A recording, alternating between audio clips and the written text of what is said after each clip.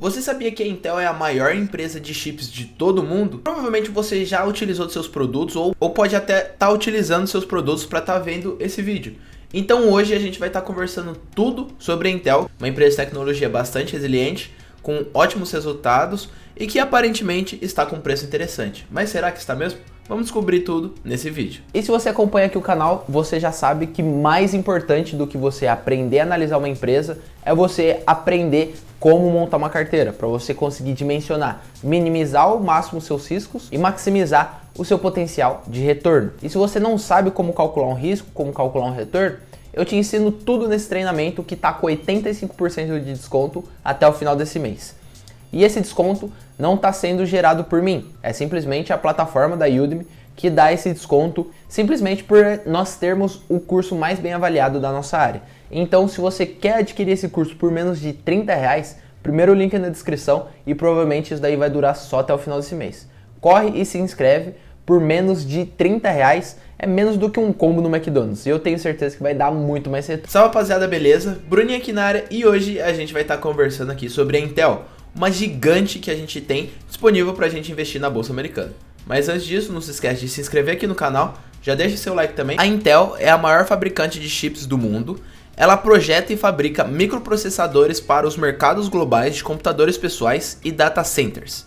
A Intel foi pioneira na arquitetura x86 para microprocessadores. Com certeza você já viu algum dos seus produtos, mas é importante também a gente destacar aqui e entender um pouco mais de como ela acaba segmentando sua receita como um todo. Dentro do DCB, a gente acaba conseguindo segmentar em algumas outras formas de receita. O primeiro grupo é o DCG, Data Center Group, com 34% da receita. O DCG desenvolve plataformas otimizadas para a carga de trabalho para funções de computação, armazenamento e rede. Depois a gente tem a parte de IoT, que é o IoTG, que é o Internet of Things Group, o grupo da internet das coisas, representando em 4% da receita. O IoTG, ele acaba focando aí na inteligência das coisas, na conexão de tudo que a gente tem por meio de dados, e é o foco principal da Intel nesse caso. Depois a gente tem, até vou colar aqui esse é o nome um pouquinho mais complexo, Non-Volatile Memory Solutions Group, NSG.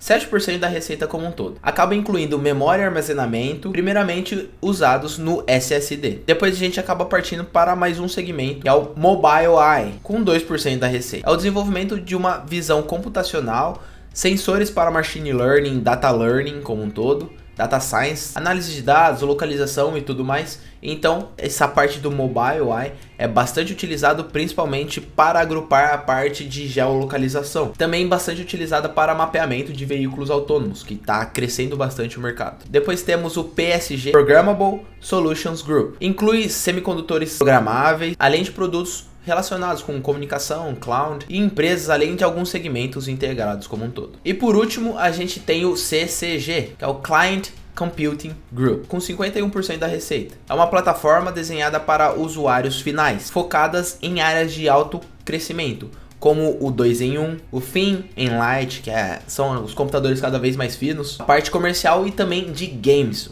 mercados aí que estão em realmente um grande potencial de crescimento. E aonde ela acaba gerando sua receita como um todo? A gente tem que a maior parte da receita dela é gerada na parte de Ásia Pacífico ali, e a principal representante é a China com 26%. Depois nós temos Singapura com 22,9%, Estados Unidos com 21,3%, Taiwan com quase 15%, 14,9%, e outros países acabam representando como um todo. A Intel ela está presente em mais de 20 países, então ela acaba tendo uma grande segmentação de receita, o que acaba sendo bastante atraente, só que vem imputado um grande risco político e também de câmbio a ela. O que é bastante interessante a gente conversar também sobre a Intel são os seus top clientes. Ela acaba tendo uma certa concentração desses principais clientes. Os top 3 principais clientes, eles acabam detendo aí 39% da receita, que seriam eles Dell, Lenovo e HP também. Algumas de suas vantagens competitivas, alguns pontos interessantes para a gente observar na Intel como um todo. Um alto custo de troca, porque são aparelhos que já têm um certo design, eles já são meio pré-preparados, já tem uma certa compatibilidade com os equipamentos da Intel, então para fazer uma troca por uma AMD ou enfim, qualquer outro substituto,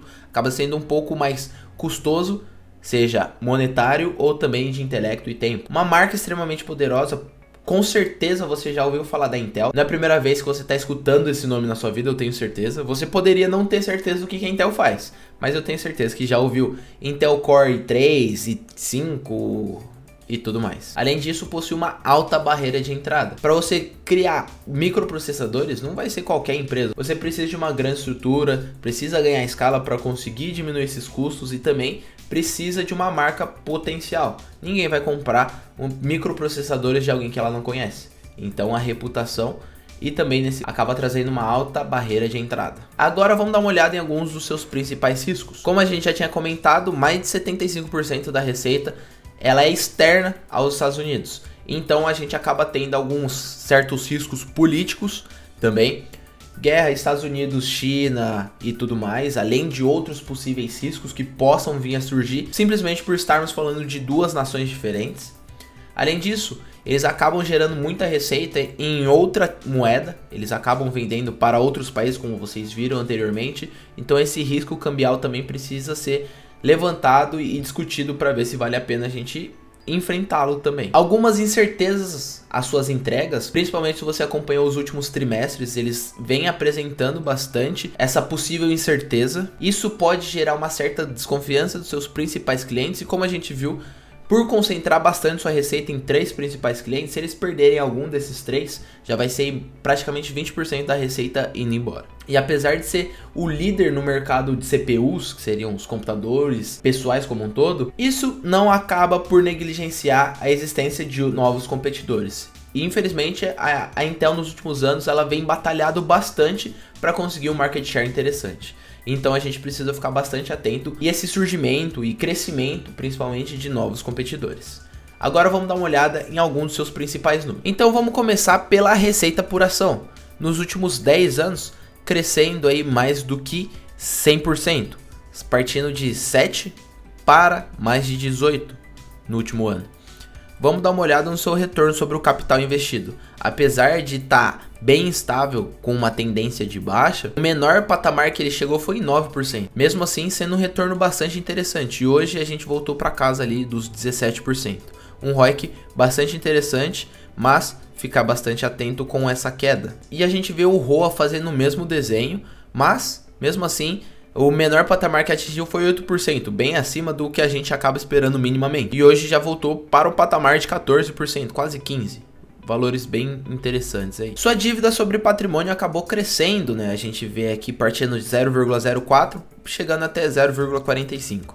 Mesmo crescendo bastante nos últimos 10 anos, não é nada preocupante. Você ter uma dívida sobre patrimônio de 0,45 para os padrões da Intel é um valor extremamente tranquilo. E aqui a gente consegue observar também seu lucro por ação. Andou lateralizado aí desde 2010 até 2017 e a partir de 2017 um boom de crescimento no seu lucro por ação, partindo lá de 2 para 4,9, mais do que dobrou também, assim como a receita. A margem líquida veio brigando, apesar de ter uma certa tendência de queda, mas a partir de 2018 acabou voltando para patamares bastante interessantes, aí atingindo quase 30%, e hoje a gente tem uma margem líquida aí próximo dos 27%, uma empresa extremamente lucrativa. E agora, olhando seu fluxo de caixa livre por ação, a gente vê um certo crescimento bem interessante, aí mais do que dobrando nesses últimos 10 anos. Então é uma empresa que está gerando bastante caixa, aumentou bastante sua receita, aumentou seus lucros, seu retorno veio patinando, mas continuou tendo ótimos retornos. Então eu diria que é uma empresa extremamente interessante que vale a pena a gente dar uma atenção mais especial. Agora eu quero saber a sua opinião. Você curtiu esse estilo de análise que eu trouxe aqui para vocês? Faz tempo que eu não trazia uma análise. Comenta aqui quais são as empresas que vocês querem ver, se você curtiu, se você achou que faltou alguma coisa ou não. Beleza, pessoal? Espero você na nossa próxima live, quinta-feira às 20 horas. Tamo junto e tchau!